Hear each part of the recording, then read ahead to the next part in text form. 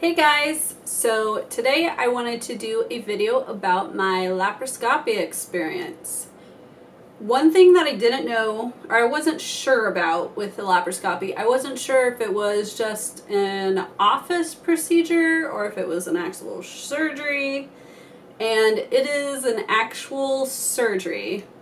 And it is somewhat of a big deal. I mean, there is healing time afterwards, and there's a lot of prep beforehand. So I'll just start from the beginning. About 2 weeks before my surgery date, the hospital's pre-op clinic nurse called me, and she went over a bunch of health history and prescriptions I've taken, and she gave me information on what to do before the laparoscopy, and then she sent me over to the insurance side of the hospital, and I gave them all my insurance information, and then they told me how much money would be due the morning of the surgery, and they gave me options for that. And so the morning of the surgery I ended up paying $980, and we still need to pay the rest, but I hit my deductible with the laparoscopy,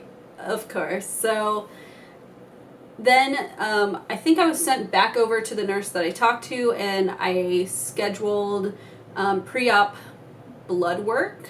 And so I think a day or two later I went into, or about a week before the surgery, I went to the hospital's pre-op clinic. I went back over the health history with the nurse, and then they talked about insurance a little bit more, and then gave me a living will and things like that. And then I went into a room, and the nurse took 2 vials of blood. I'm not exactly sure what she was searching for with one of them. I know that they did my blood type with one, and then the other one was something to do with the surgery. And then she also measured my neck, around my neck. I'm not exactly sure why. And then she gave me this surgical disinfectant kind of hand soap stuff, and they also gave me instructions on bowel prep. The day before the surgery, in the morning, I took a shower with the disinfectant hand soap stuff, and then I was also on a clear liquid diet that day, and I had to drink magnesium citrate, and it was gross and it tasted sour. I'll insert a clip of me taking a drink of it for the first time. Like, just thinking of it now makes me like, ugh. It was gross. And then I had to drink 8 ounces of water every hour until I think 6 o'clock that night, and it started at 11 a.m. So from 11 a.m. to 6 or 7 o'clock, I drank 8 ounces of water every hour. And I could also drink chicken broth, or I was also eating those popsicles in a tube, those things. I wasn't allowed to eat or drink anything after 12 o'clock that night. And so the day before I was kind of like weak and not feeling so great from not eating. And I was just like, it was not fun. So I would definitely take the day before off of work. And then the night before the surgery, I washed with the disinfectant hand soap stuff again, and then they give you special instructions, like you have to use 3 different washcloths each time, and then you do an all-over wash, and then you don't use that washcloth again, and then you use another washcloth to wash around your surgical site. And then I had to do that again the morning of the surgery, and I couldn't use any lotions or powders or whatever. I couldn't use anything after I got out of the shower. You're supposed to go to the hospital with your hair dry, and so my time to be at the hospital was at 5:30 a.m. Peter and I got to the hospital, and then they checked me in. I paid the $980 for the surgery, and then they walked me back to another waiting area. And then a nurse came out and got us. She walked me back to a room where I got changed into a hospital gown. And then she put these really tight white socks on my legs. And then she also put this like air thing, like an air packet around my calves, and it like blew air in and out, and it was like, it's for blood clots basically. And then she also hooked up my IV, and she gave me an option. I was just like, my left arm is my good vein, so I was like, okay, just put it there because it's easier. So I got an IV in my arm. I mean, you can get an IV in your hand or there's a couple of different places, but I got mine in my elbow, like right here. And so then we just kind of waited, and I think the first person to come into the room was the anesthesiologist, and he asked me a bunch of health questions, and I think pretty much all the answers were no, or like nothing. I don't have that much health history, so he kind of explained what he was going to do, and then the surgical nurse came in at the same time, and he was nice. I can't really remember what he said, but at one point before I went into the surgery, they asked me if I wanted anything to kind of take the edge off, and I was just like, no, I'm fine.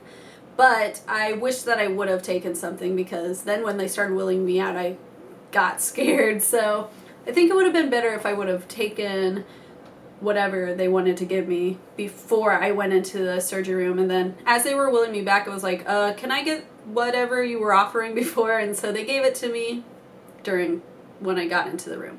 But anyway, and then my now RE, or reproductive endocrinologist, came into the room and was like, so this is what we're gonna do. And I told her, like, just take my tubes out if they're bad, and she was like, okay, I will be able to get you pregnant with IVF, so you'll be fine, we're gonna do this. And then my gynecologist, who I had been seeing and was the one who wanted me to do the surgery, came in, pretty much said the same thing, and she was like, okay. And then that's what's going on. Like, they talked about what they were gonna do. Okay, so then the surgical nurse came back into the room, and they wheeled me out and wheeled me down a hall or two into the operating room, and it got colder as we got to the operating room, and the operating room was just kind of a white room with instruments. And then they put me on the operation table, and it was a lot skinnier than I thought it was. Like, it was the width of my body pretty much, and they just kind of put seat belts on me so I wouldn't fall off. And during that time, they were giving me the whatever medication it was to take the edge off. And so from that point, I just kind of like went to sleep. And I can't remember if I had any dreams during surgery or not, but then when I woke up, I just came to, and I was in the recovery area, and the first thing, like, I'm like, oh, I have to pee really bad. And they're like, oh, that's weird, okay. And so they put the bedpan under me, and then I realized that I didn't actually have to pee, and I think they just gave me some Percocet, I think, and then I stopped being in pain down there, like in my pelvis area. So I was just kind of in and out of it, and then my doctor came in at one point and was like, we took both tubes out. And I was like, okay. And I was on a lot of drugs, so I was just like, okay. And then she left, and then I was still in the area, the recovery area, and then they wheeled me into my, the original room where I got dressed, which they don't always put you back in the same room, but I was in the same room. On the bed that they were moving me around on, they had all my stuff, like my clothes, but my husband kept my purse and things like that. So I went back in there, and then Peter, my husband, came in, and he helped me get dressed, and they told me to leave the white socks, the really tight stockings on for blood clots, and I had to leave that on for 24 hours. And then they put me in a wheelchair and wheeled me out to the car and gave us some prescriptions to get from the pharmacy. And then Peter and I went to Starbucks on the way home, and I was kind of out of it because of the anesthesia, but I was still awake and stuff. And at that point I started feeling sad because I lost my tubes. But then when I got home, I took some of, it's oxycodone is what they gave me after the surgery. So I took that every 4 hours, or the bottle said I could take 1 or 2 every 4 to 6 hours. So I took one every like 3 hours because, yeah, just depending on, I wanted to stay up on the pain, so I didn't like take one and then let it get so I was in pain and then I'd have to wait for it to work again.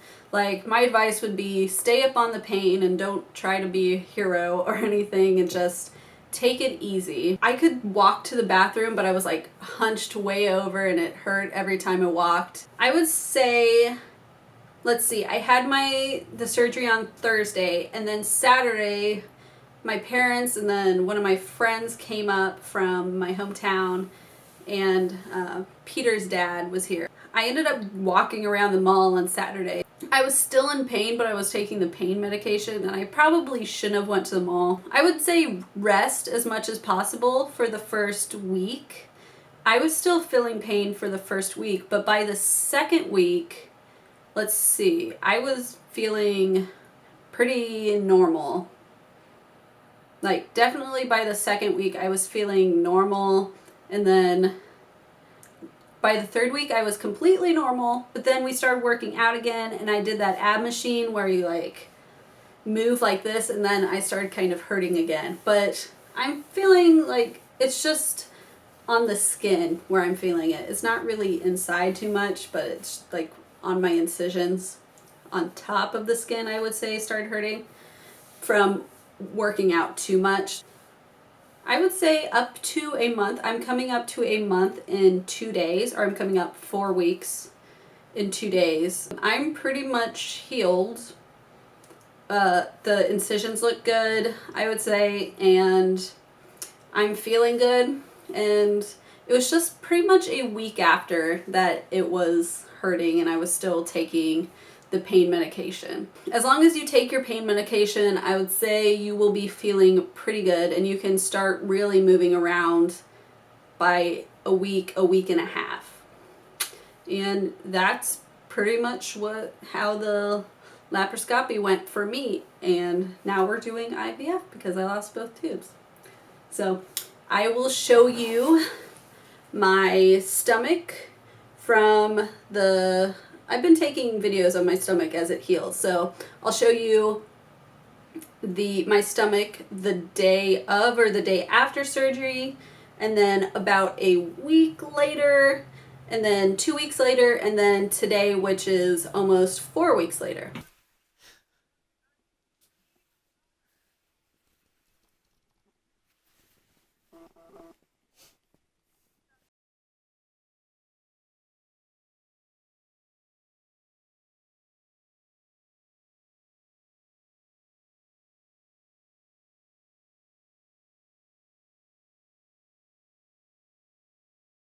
And here's what my stomach looks like today. So it's one little incision, another little incision, and then my belly button is looking really good. Like, it seemed to suck back in. It seemed like it was kind of out, and then once the scar heals, I don't think it's going to be noticeable at all. Here are the pictures from my surgery. This is my fallopian tube, and you can kind of, I'm not exactly sure. So this is my uterus. This is my fallopian tube. These are adhesions, so they look like crazy spider webs, and like that's my crazy swollen fallopian tube. But they were definitely not usable anymore. And I think this is my ovary right here. And then this is my uterus, and this is where the fallopian tubes were going to be, and these are my ovaries, and they wrapped some sort of protective coating around them so that they would not get any scar tissue, and then they would heal and stay in the right place where they're supposed to be in my body. That is my laparoscopy experience. My experience might be different than your experience, but I think what happened with me was pretty standard. The recovery time and everything that happened beforehand. I mean, it's not standard to have your fallopian tubes removed during a laparoscopy. So I wouldn't expect that to happen, but I think the recovery would probably be the same. And it's really not so bad as long as you stay up on your pain medication. I hope this helped you guys kind of know what to expect. And we are doing IVF this fall, so if you want to see what happens with that, go ahead and subscribe to the channel. And if you like this video, please give it a thumbs up. I will see you guys in my next video. Bye.